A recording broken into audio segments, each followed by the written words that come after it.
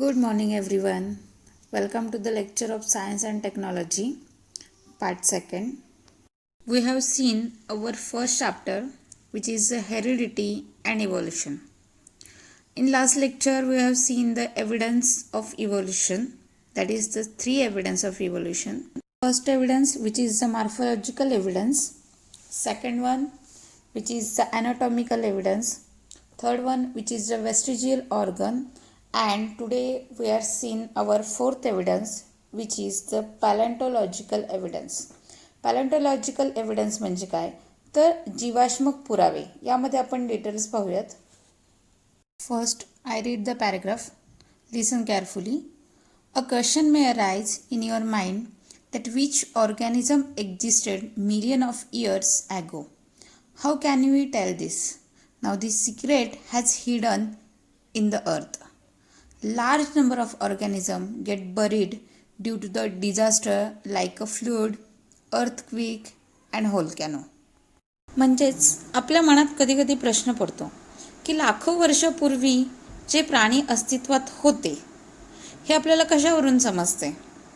तर हे आपण कसे सांगू शकतो तर पृथ्वीच्या अंतर्भागात त्यांचे काही जीवाश्म किंवा काही अवशेष आपल्याला सापडतात. फॉर एक्झाम्पल जर पाहिले तर डायनोसॉरसारख्या प्राण्यांचे अवशेष आपल्याला पृथ्वीच्या अंतर्भागात सापडतात. त्यावरून तो प्राणी पृथ्वीतलावर होता हे आपण सांगू शकतो.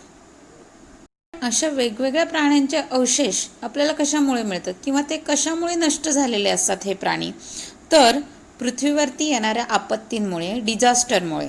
मग ते डिझास्टर कोणते आहेत, आपत्ती कोणती आहे तर ते म्हणजे फ्लूड, ज्यालाच आपण महापूर, अर्थक्वेक म्हणजे भूकंप यांसारख्या आपत्तींमुळे हे प्राणी नष्ट होत असतात आणि त्यांचे अवशेष हे आपल्याला कालांतरानंतर आपल्या पृथ्वीच्या अंतर्भागात सापडतात. Remnants and impression of a such organism remains preserve underground. These are called as the fossile. Study of fossile is an important aspect of a study of evolution. म्हणजेच या प्राण्यांचे न कुजलेले असे अवशेष आपल्याला जमिनीच्या अंतर्भागात म्हणजे अंडरग्राउंड सापडतात. यालाच आपण फोसाईल म्हणजेच जीवाश्म असे म्हटले जाते. याच जीवाश्मांचा अभ्यास आपल्याला इव्होल्यूशन म्हणजेच उत्क्रांतीचा अभ्यास करण्यासाठी उपयुक्त ठरतो. जर तुम्ही वरती पिक्चर पाहिलं तर त्याहून समजून येईल तुम्हाला की वेगवेगळ्या प्राण्यांचे त्या ठिकाणी अवशेष आपल्याला पाहायला मिळतात. Carbon consumption of animal and plant stop after death and since then only the decaying process of carbon 14 occurs continuously. In case of dead bodies of plant and animals, instead of remaining constant, the ratio between the C14 and C12 changes continuously. As the C12 is non-radioactive element. म्हणजे प्राणी किंवा वनस्पती आपल्या शरीरामध्ये carbon हा सर्वात महत्त्वाचा elements असतो. त्याचं कन्झम्पशन होत असतं. कन्झम्पशन म्हणजे त्याचा वापर होत असतो. परंतु ज्यावेळेस एखाद्या प्लांट्सची किंवा ॲनिमल्सची डेथ होत असते त्यावेळेस कार्बन 14 आणि कार्बन 12, आता C14 आणि C12 काय आहेत तर हे कार्बनची आयसोटोप आहेत. आयसोटोप म्हणजेच कार्बनची अपरूपे आहेत. जेव्हा प्राणी किंवा वनस्पती यांची डेथ होत असते त्यावेळेस त्यामध्ये असणारा कार्बन 14 आणि कार्बन 12 यांचा रेशो चेंज होत असतो. त्याआधी तो कॉन्स्टंट असतो परंतु डेथ झाल्यानंतर त्यांचा रेशो चेंज होतो. पण हा चेंज कुठल्या कार्बन आयसोटोपमध्ये होतं तर कार्बन 14. कारण कार्बन 14मध्ये डिकेइंग प्रोसेस होते परंतु कार्बन 12मध्ये होत नाही कारण तो नॉन रेडिओॲक्टिव्ह एलिमेंट असतो. The time passed since the death of plant or animal can be calculated by the measuring the radioactivity of C14 and the ratio of C14 to C12 present in their body. This is the carbon dating method. It is used to paleontology and anthropology for determine the age of human fossil and manuscripts. म्हणजेच प्राणी किंवा वनस्पती मृत होऊन किती काळ लोटला आहे किंवा किती वर्षापूर्वी त्यांची डेथ झालेली आहे हे आपल्याला कार्बन 14च्या मेजरिंगवरून समजते. किंवा कार्बन 14 टू कार्बन 12 यांचा जर रेशो आपण मेजर केला तर त्यावरून समजते. यालाच आपण कार्बन डेटिंग मेथड असे म्हणतो. ही मेथड वेगवेगळ्या ठिकाणी यूज होत असते. त्याचप्रमाणे ह्युमन फोसाईल व मॅन्युस्क्रिप्ट या ठिकाणी यूज होते. ज्यालाच आपण ह्युमन फोसाईल्स म्हणजे मानवी जीवाश्म किंवा मॅन्युस्क्रिप्ट म्हणजे काय, तर प्राचीन काळात लाकडावरती किंवा झाडांच्या पानावरती काही लिहिलं जायचं. तर त्या लिहिण्याचा हा कालावधी किती आहे, की त्या किती वर्षापासून ते लिहिलेलं आहे, कधी लिहिलेलं आहे, हे आपण कार्बन डेटिंग मेथड यावरून आपण सांगू शकतो. तर खाली आपण एक चार्ट पाहणार आहोत. तर तुम्ही खाली डायग्राममध्ये पाहिलं तर खालून जर सुरुवात केली आपण तर खालचे 3 कॉलम हे इनव्हर्टिब्रेट्स आहेत. इनव्हर्टिब्रेट्स म्हणजे ज्याच्यामध्ये रेप्टाईल्स आहेत, ॲम्फिबियन आहेत किंवा पायसेस आहेत. त्यानंतरचं पुढचा कॉलम आपण पाहिला तर रेप्टाईल्स आहेत आणि त्यानंतर एव्ज किंवा मॅमल्स अशा प्रकारे आपल्याला दिसतो.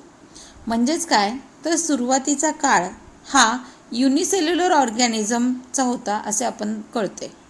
नाव see the right side of diagram which is the Paleozoic era, second one Mesozoic era and Cenozoic era. First Paleozoic era यामध्ये आपल्याला रेप्टाईल्स आहेत, ॲम्फिबियन आहेत आणि पायसेस आहेत. म्हणजे त्यात युनिसेल्युलरसुद्धा आहेत. युनिसेल्युलरपासून रेप्टाईल्सपर्यंत प्राणी आपण पॅलोझोइक इरामध्ये पाहतो आहे. त्यानंतर मेसोझोइक इरामध्ये डायनोसॉर आहेत, स्नेक्ससारखे रेप्टाईल्स आहेत अँड थर्ड वन सिनोझोइकमध्ये आहेत, बर्ड्स आहेत, एव्स आहेत किंवा मॅमल्स आहेत. म्हणजेच आपल्याला डायग्रामवरून असं समजते की सुरुवातीचा काळ हा इनव्हर्टिब्रेट्स म्हणजे ज्या प्राण्यांना पाठीचा कणा नाही त्यालाच आपण इनव्हर्टिब्रेट्स म्हणतो. इनव्हर्टिब्रेट्सपासून व्हर्टिब्रेट्स असा त्यांचा प्रवास आहे. म्हणजेच ज्यांना पाठीचा कणा आहे, जर सुरुवातीला पाहिलं तर अमिबा यासारखे प्राणी हे इनव्हर्टिब्रेट्स आहेत. म्हणजे थोडक्यात काय, व्हर्टिब्रेट्सपर्यंत असणाऱ्या प्राणींचा ओरिजिन किंवा सुरुवात ही इनव्हर्टिब्रेट्सपासून झालेली आहे असे आपल्याला दिसते. कार्बन डेटिंग मेथड ही विलियर्ड लिबी या शास्त्रज्ञांनी शोधून काढली. त्यासाठी त्यांना 1960 साली नोबेल प्राईज देण्यात आले. ही मेथड ज्या जर्नलमध्ये पब्लिश करण्यात आली त्यालाच रेडिओ कार्बन असे म्हटले जाते. Now we see our fifth evidence which is the connective links. Observe the following pictures and discuss the characters observe. या ठिकाणी खाली तुम्हाला काही पिक्चर्स दिलेले आहेत. त्यामधला फर्स्ट पिक्चर्स आहे डगबिल प्लॅटिपस, सेकंड आहे लंगफिश अँड थर्ड आहे पेरिपॅटस. आता यामध्ये वेगवेगळ्या ॲनिमल्सचे वेगवेगळे कॅरेक्टरिस्टिक्स आपण या एव्हिडन्समध्ये पाहणार आहोत. तर let's see. Some plant and animal show some morphological character by which they can be related to 2 different groups. Hence they are called as a connective links. म्हणजेच कनेक्टिव्ह लिंक्स म्हणजे काय, तर काही वनस्पती किंवा प्राणी हे वेगवेगळ्या 2 ग्रुपचे कॅरेक्टरिस्टिक्स हे दाखवत असतात. 2 वेगळ्या ग्रुपचे कॅरेक्टरिस्टिक्स दाखवल्यामुळे त्यालाच कनेक्टिव्ह लिंक्स असे म्हणतो. We see the first example which is the peripatus. Peripatus which is the connective links between the annelida आणि अर्थोपोडा. म्हणजे पेरिपॅटस हा जो ॲनिमल आहे तो ॲनिलिडा आणि अर्थोपोडा. आता ॲनिलिडा आणि अर्थोपोडा काय आहेत, तर आपल्याला ॲनिमल क्लासिफिकेशनमध्ये ते आपण डिटेल्समध्ये पाहणार आहोत. त्या ॲनिमल्सचे 2 ग्रुप आहेत आणि पेरिपॅटस हा ॲनिमल्स त्या 2 ग्रुपचे कॅरेक्टरिस्टिक्स दाखवत असतो. सेकंड एक्झाम्पल आपण पाहणार आहोत ते म्हणजे डगबिल प्लॅटिपस. डगबिल प्लॅटिपस हा जो ॲनिमल्स आहे तो रेप्टाईल्स आणि मॅमल्स या 2 क्लासिफिकेशनचे कॅरेक्टरिस्टिक्स दाखवत असतो. म्हणजेच डगबिल platypus lays egg like reptiles but shows the relationship with mammals due to presence of mammary gland and hair. वर थर्ड एक्झाम्पल्स आहे which is the lungfish. Lungfish perform the respiration with the lungs irrespective of being fish. This example indicates that the mammal are involved from the reptiles and amphibian from fish. म्हणजेच लंगफिशमध्ये लंग्सद्वारे respiration केले जाते. म्हणजेच ते मॅमल्सचे characteristics दाखवतात. परंतु fish हे ॲम्फिबियन असल्यामुळे mammals आणि ॲम्फिबियन प्लस रेप्टाईल्स असे 3 ग्रुपचे कॅरेक्टरिस्टिक्स त्या ठिकाणी दिसतात. This is our fifth evidence which is the connective links. Now see the 6th one which is the embryological evidence. या ठिकाणी तुम्हाला डायग्राममध्ये दिसत आहेत वेगवेगळ्या ॲनिमल्स त्या ठिकाणी दाखवलेत. त्यांचे एम्ब्रिओलॉजिकल स्टेज दाखवली आहे, फर्स्ट, सेकंड आणि थर्ड. जर आपण एम्ब्रिओलॉजिकल स्टेज पाहिली तर फर्स्ट स्टेज ही नॉर्मली सगळ्या ॲनिमल्सशी समान दिसते, परंतु चेंजेस हे सेकंड आणि थर्डमध्ये दिसून येतात. म्हणजेच याच्यावरून आपला यांचा ओरिजिन हा समान आहे हे आपल्याला दिसते.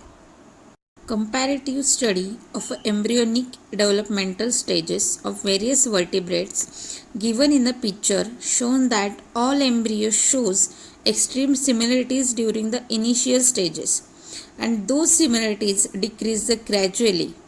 Similarities in initial stages indicate the common origin of all these animals. या ठिकाणी वेगवेगळ्या ॲनिमल्सचा ओरिजिन हा सेम आहे असे आपल्याला या ठिकाणी समजते. डायग्रॅममध्ये पाहिलं तर फिश, सॅलेमेंडर, टॉर्टॉइज, चिकन, पिग, काऊ, रॅबिट आणि मॅन या सगळ्यांच्या इनिशियल स्टेज आपल्याला सेम दिसत आहेत, परंतु डिफरंट हा सेकंड आणि थर्ड स्टेजमध्ये आहे. त्यामुळे आपल्याला समजते की या सगळे ॲनिमल्स जरी वेगवेगळे असतील तरी त्यांचे एम्ब्रिओलॉजिकल स्टेज म्हणजे ज्या गर्भावस्थेतल्या अवस्था असतात त्या पहिल्या स्टेजमध्ये समान असतात आणि नंतर त्या वेगवेगळ्या होतात. Okay. This is our last evidence, which is the embryological evidence. We see the 6 evidence of evolution, that is the morphological evidence, anatomical evidence, vestigial organ, paleontological evidence, connective links and embryological evidence.